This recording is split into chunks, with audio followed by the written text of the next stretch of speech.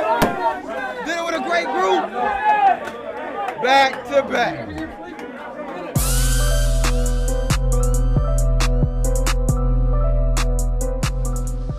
Robert Littal, BSO right here. JaVale, your career, early in your career, a lot of ups and downs. Can you just talk about coming to the Warriors and how that's changed your career and your outlook and your perception just, with everybody? You're a two-time champ now. Yeah, definitely my career has definitely been up and down. Coming to the Warriors was definitely a blessing. I came on a non-guaranteed, contributed, and we won the championship. And then this year was kind of rocky for me also, just playing time-wise. But we all were grinding. We all came through and back-to-back. That's just an amazing feeling. And, it's nothing really there's nothing comparing to it, just a back-to-back champion from where we've all been. And even this season, I was saying to the guys, like, this season seemed hard. Like, it seemed a lot harder than the year before. And but everybody grinded it out. We worked extremely hard. It was not easy at all. JaVale Kelly Johnson, NBC Sports Bay Area. I know it's your second ring, but how much does it mean to you to have such an impact on this series and play such important minutes, getting starts, and be able to really alter things inside at the rim? Yeah, definitely.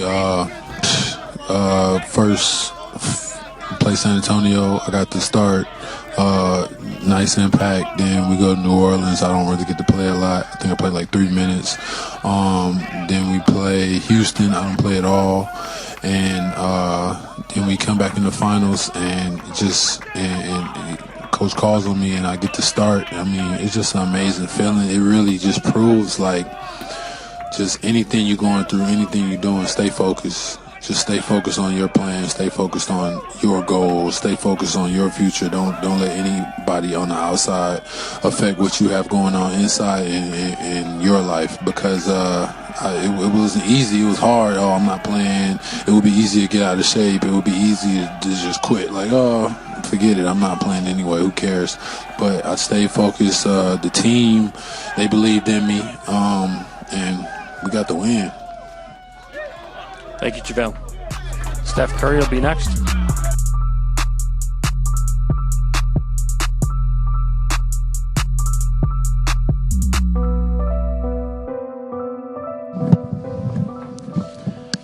Well, first question, Joe, on the left side, second row. Joe Varden, Cleveland.com. LeBron, we're just learning about your hand injury, and we can obviously see the brace. Can you take us through what happened and if it caused you any problems over the final 3 games? What happened, self-inflicted, post-game after game 1, very emotional, for a lot of different reasons, understanding how important a game 1 is on the road for our ball club. What would that done for us? The way we played, the calls that was made throughout the course of that game.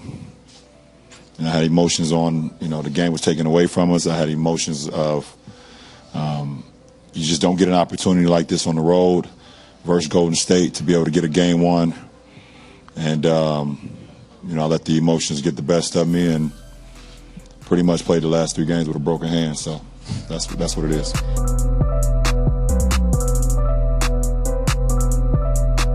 In the third row in the center.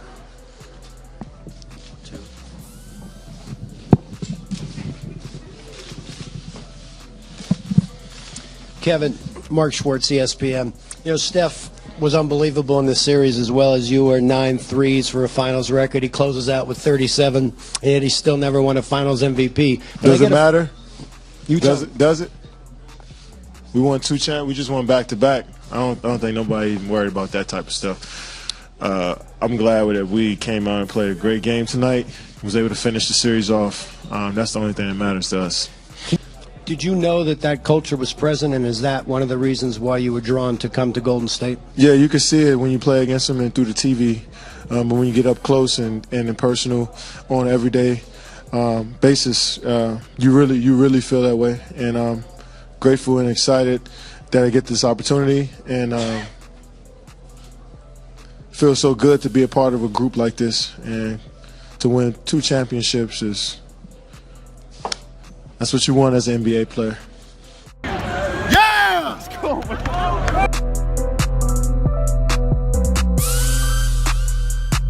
A world where accolades are always the way people are defined. You've now played 4 straight finals, brilliantly at times, and still without a finals MVP. And I get the sense that you could care less.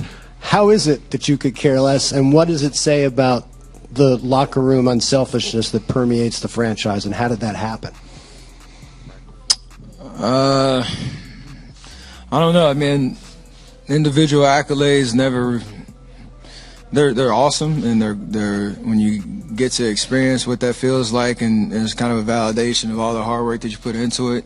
Yeah, there's a sense of pride around those things, but when it comes to me looking myself in the mirror after every game, after every season, no, I played my best, or I should say I gave my best, in effort and had the right intentions and really appreciated every day that I got to play.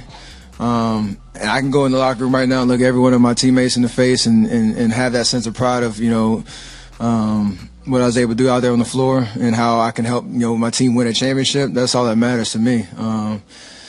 KD's been amazing these last 2 years, especially in the finals, and so deserving of back-to-back finals MVPs, and I'm gonna be his biggest fan in there with what he's able to do. And I think the biggest thing we appreciate in our locker room is, again, what everybody brings to the table, and that we kind of unlock the greatness out of each other. And I can put my head on the pillow tonight, and actually I might not go to sleep. When I do go to sleep, put my head on the pillow and understand I had a great year, I had a great finals, and I'm a champ.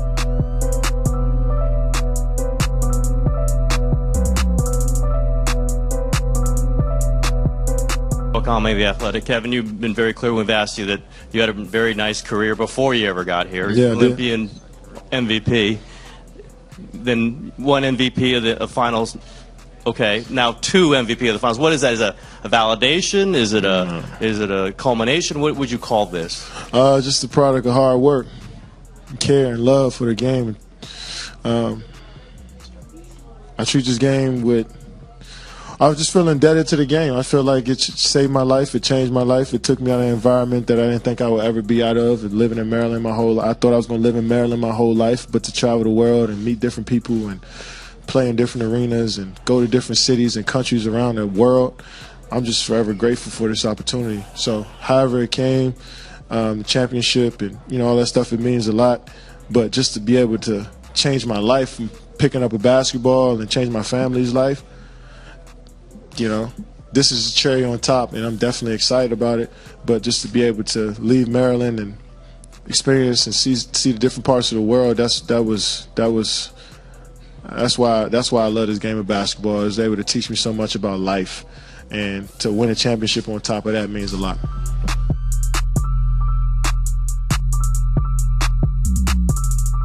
Rachel Nichols, ESPN. LeBron, how would you characterize these playoffs for you? For me personally, And the team. And the team,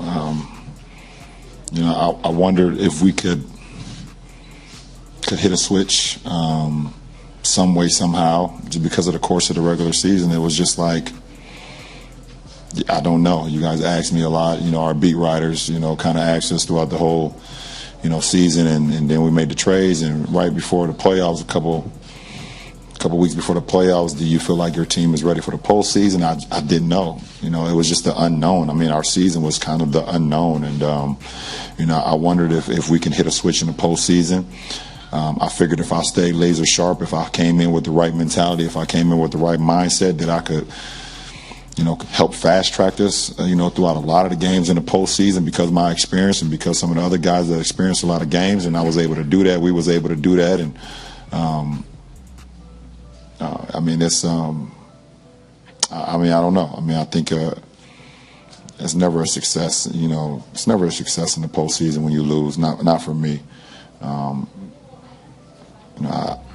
have no idea. But for me personally, like I said, being reliable to my teammates, being able to play the game at a higher level with with as many games and as many miles that I have on my body, and you know, put together a run like I had in the postseason.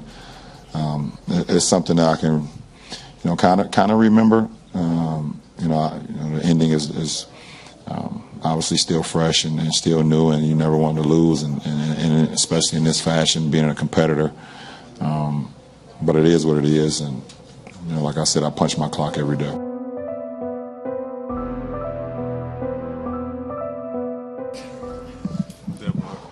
We'll have Kevin stay a little bit after, take some questions after. We'll do the next question right here in the front center. Draymond, how difficult was this particular playoff run, including the regular season, compared to the last three? Extremely difficult. Not just the playoff run, this entire season. You know, you're coming off a championship, and you're expected to get back to that level for game 1 of 82. Like, it's tough. And, you know, he had time where he missed. Kevin, myself, Klay, Steph, Jordan Bell, like, you name it, guys missed time. And, you know, all the injuries we went through while going through that grind of trying to get back to this position was extremely tough. However, you know, we pride ourselves on our depth, and, you know, at different times in the season, our depth stepped up. You know, and even throughout the playoffs, with Andre going down, Steph starting the playoffs out, like, other guys stepped up, and that's what's important.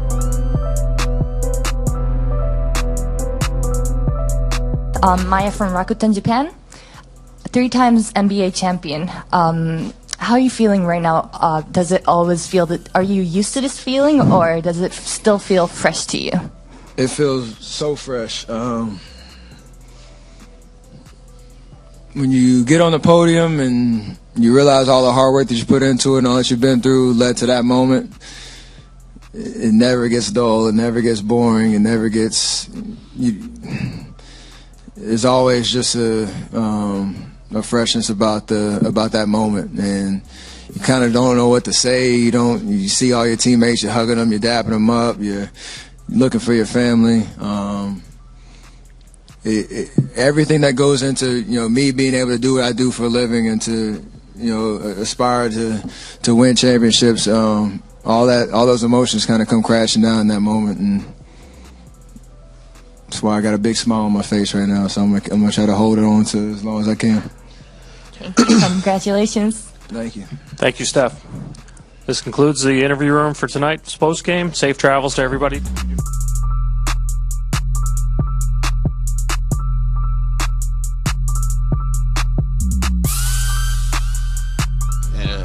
Klay, how's that ankle feeling? That don't even matter at this point. Can't really feel it, but that's okay. I got all summer to get back, and I was not missing the NBA Finals for nothing. We worked too hard to get to this point, and I was gonna. Even if I had a broken leg, I was gonna play. Probably not. But, I would have tried to play. Keyword tried. I would have tried to play. Thanks. 5th row towards the center. Yeah, you got to stay. You got to stay. Just the last one in the center. Speedy Morgan from Complex. Draymond, I asked you this yesterday. Pusha T said, when everything's clicking like Golden State, any of you fellas, do you feel like things were clicking? Everything like clicked tonight, champ. Straight up. Yeah, it was clicking. I'm upset. Oh, man. Definitely upset. You and yourself, that bro says 3-time champion. It say 3-time. Oh, snap. Yeah. Klay just Googled himself. It say 3-time champion already. That's dope. All right, Slim. All right. I'll see y'all tomorrow somewhere.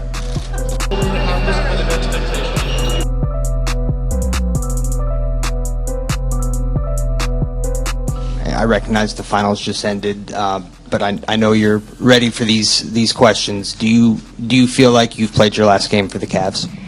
I mean, I have no idea at this point. You know, the one thing that I've always done is consider, you know, obviously my family, understanding, you know, especially where my boys are at this point in their age. They were a lot younger the last time I made a decision like this 4 years ago. You know, I got a teenage boy, a preteen, and a little girl right now that wasn't around as well. So, you know, sitting down and considering everything, you know, but, you know, my family is a huge part of whatever I've decided to do. in my career, and they will continue to be that. So I don't have an answer for you right now as far as that. Tim, all the way in the back. Do you anticipate this just because of, like you said, the family and your kids going into high school and your age and all those things? Do you anticipate this summer being the toughest as far as deciding what the right path for you is? No, I felt like 10 was the toughest. Jason up here. When you tell Rachel you came back as an unfinished business, does one championship finish that business?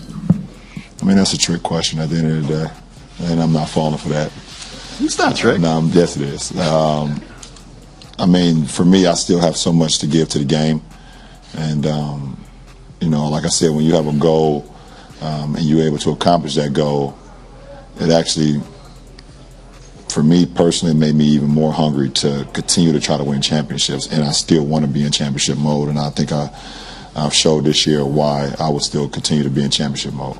And when you came back in 2014 and we did the thing at InfoCision, understanding things can change in 4 years, but you said you don't plan on going anywhere, you can't go through this again.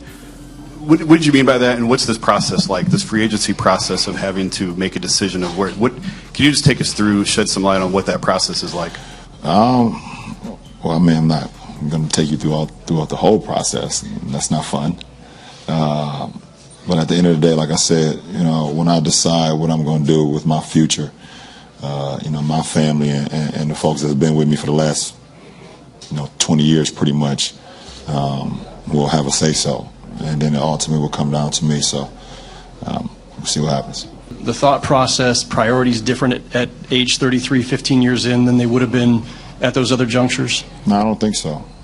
To be able to, I made the move in 2010 to be able to, play with talented players, cerebral players, that you could see things that happen before they happen on the floor.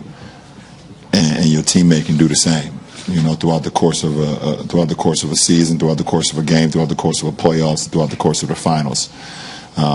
So when you feel like when you feel like you're really good at your craft, I think it's always great to be able to be around other great minds as well, and other great ball players in my instance, and other great I think studies of the game itself. So that's never changed. Even when I came here, in 14, I want to try to surround myself and surround this franchise with, great minds and guys that actually think outside the box of the game and not just go out and play it.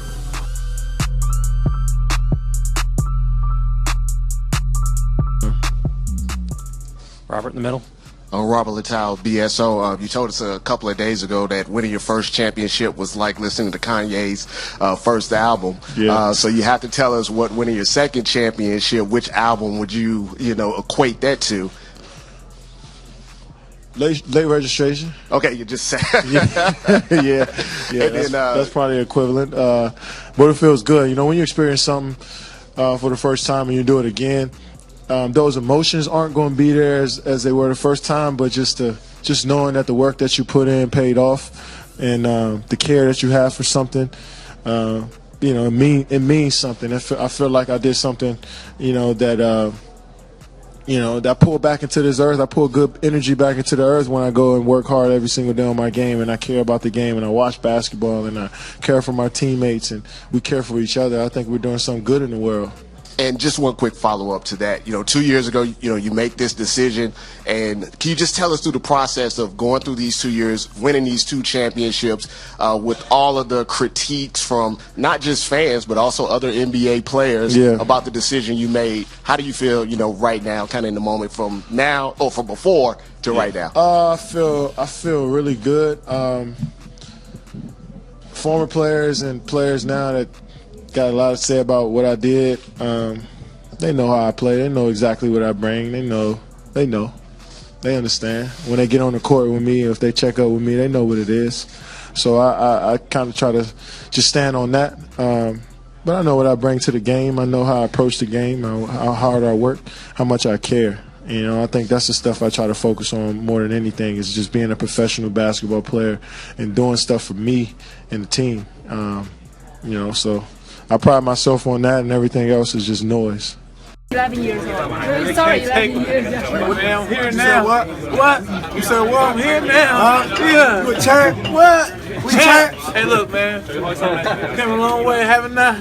I went from getting snitched on to put a ring on. I'm a champ. Swag champ is here. Hey, Nick, what do you think of everything coming full circle? Oh, man, you already know, man. We've been down since the underground. Yeah.